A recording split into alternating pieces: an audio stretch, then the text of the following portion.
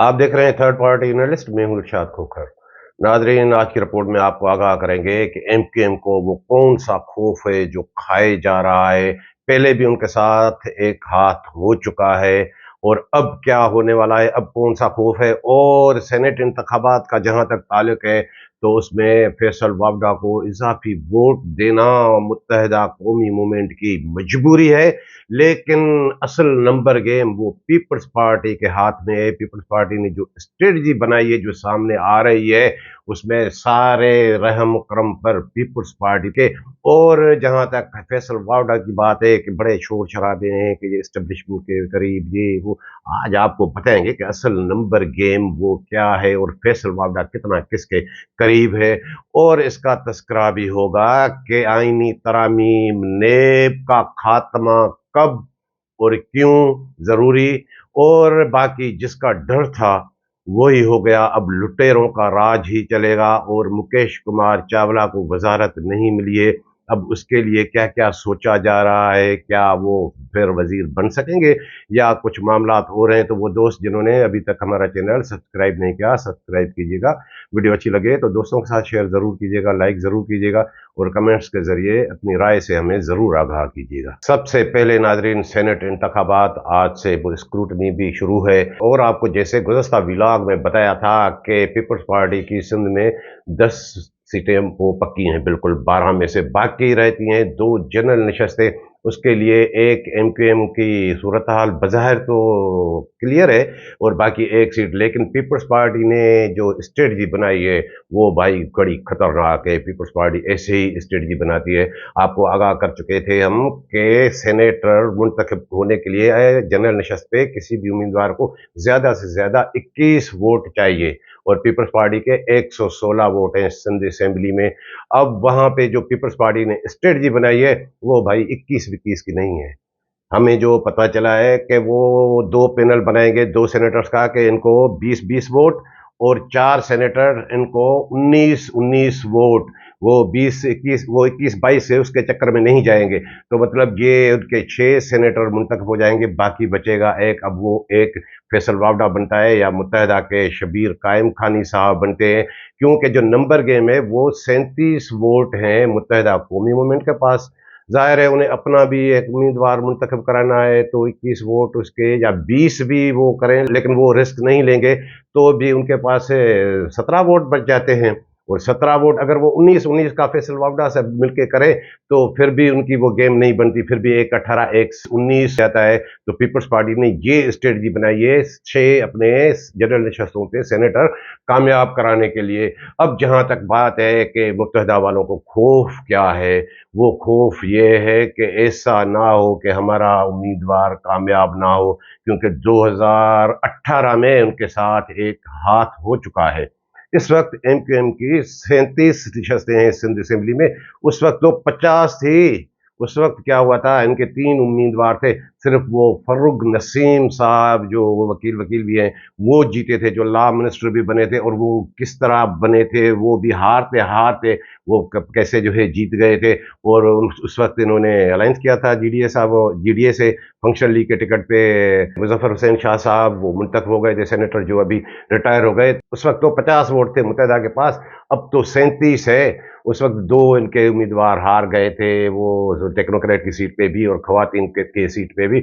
उस वक्त peoples party के पास 95 वोट थे, अब तो 116 वोट है। अब टेक्नोक्रेट और वो सीटें तो उनकी क्लियर हैं, लेकिन ये खौफ खाया जा रहा है कि ऐसा ना हो कि फैसल वावडा के चक्कर में वो उनका अपना उम्मीदवार हार जाए। और ये कह रहे हैं कि नहीं, फैसल वावडा उनको ये राजी करेगा कि 20 का पैनल बनाए और बाकी वोट मुझे दे दे 17। लेकिन आपको बता दें कि ये रिस्क नहीं लेंगे मुत्तहदा कौमी मूवमेंट वाले।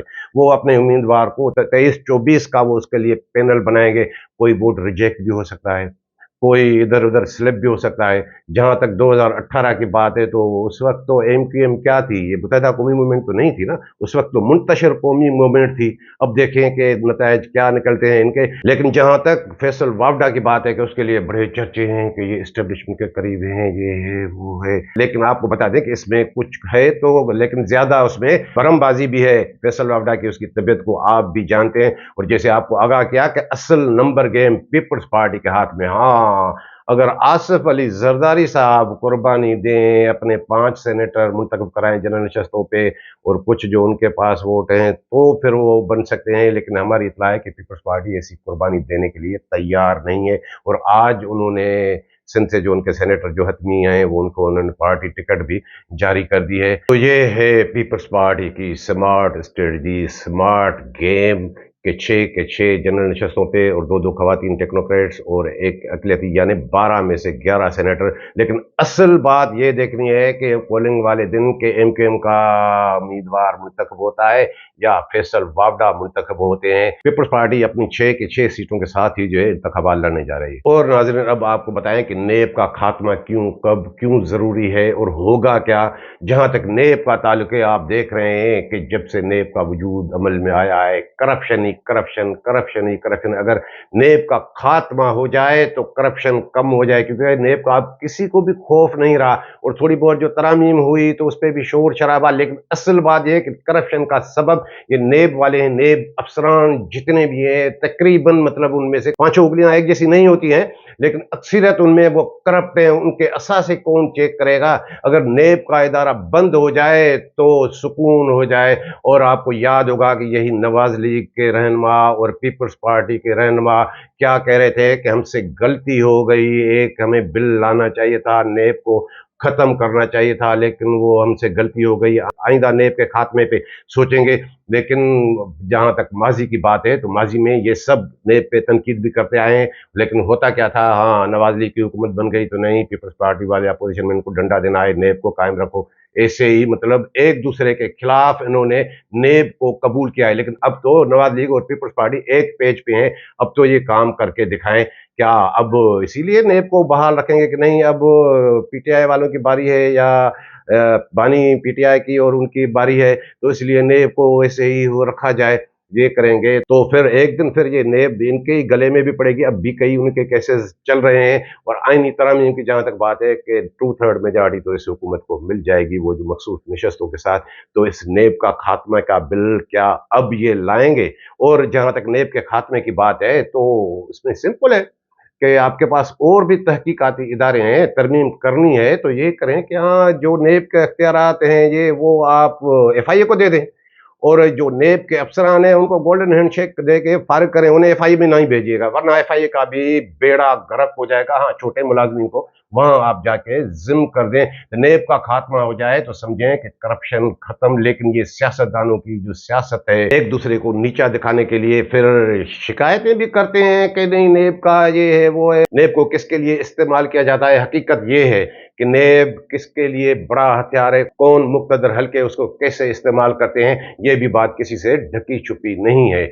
और नाज़रीन, आपको बता दें कि मुकेश कुमार चावला साहब अब मिनिस्टर नहीं रहे, लेकिन उसके लिए अब कोशिशें की जा रही है। उसकी शिकायत, उसके मामला तो जो मुल्क की ताकतवर तरीन शख्सियत है उस तक पहुंचे, और किसकी वजह से पहुंचे, हसन अली मक्सी की वजह से पहुंचे, जो करप्शन हुई फूड डिपार्टमेंट में। लेकिन अब कोशिश की जा रही है कि जो आइंदा जो तोसी हो सिंध कैबिनेट में, तो उसमें मुकेश चावला के लिए क्लियरेंस कराई जाए उसके लिए। लेकिन अभी तक मामला क्लियर नहीं है, लेकिन कोशिशें की जा रही है कि नेक्स्ट जो कैबिनेट में तोसी हो उसमें मुकेश चावला भी शामिल हो। और बाकी आपको नाज़रीन जैसे बताया कि जिसका डर था वही हो गया। आपको 17 मार्च के व्लॉग में क्या बताया था कि फूड डिपार्टमेंट वालों ने जो टारगेट रखा है वो टारगेट देखते हैं कि रहेगा या फरमाइशी प्रोग्राम चलेगा। उसमें भाई फरमाइशी प्रोग्राम चल गया। 17 तारीख को हमने आपको बताया था कि जहां जहां गंदम ज्यादा पड़ी हुई है, जहां जहां गंदम की खुर्द बुर्द ज्यादा हुई है, कंबर शदाद कोट खुसूसन लाड़काना रीजन में, तो वहां टारगेट कम रखें। उन्होंने प्रोपोजल बनाया था कंबर शदाद कोट को और शिकारपुर डिस्ट्रिक्ट के लिए 1.5 लाख बोरी गंदम, और 2.5 लाख बोरी गंदम लाड़काना के लिए और 1-1 लाख जैकाबाद और कश्मीर के लिए। लेकिन अब जो ये देखें, ये लेटर देखें जो अलोकेशन इन्होंने निकाली है, अब 9,10,000 बोरी कंबर शहदाद कोट से। मतलब उसका मतलब क्या है कि लूट मार का बाजार गर्म।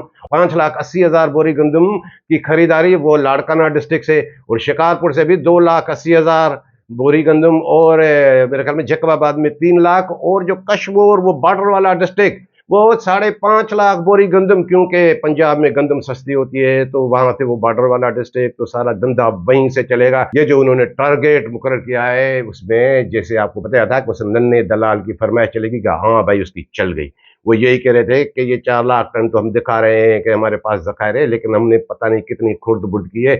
अगर ये सिर्फ 1.5 लाख बोरी गंदम का कंबर शहदाद कोट में टारगेट होगा तो फिर ये खुर्द बुर्द कैसे छुपाएंगे, फिर हमारा क्या होगा।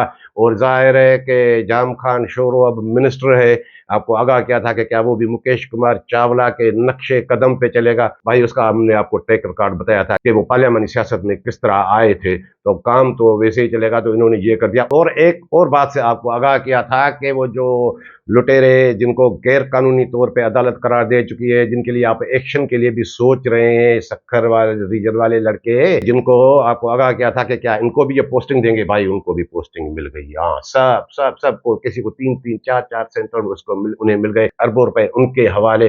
अब वो भी गंदम की खरीदारी करेंगे, तो ये लुटेरों का राज ही बरकरार रहा।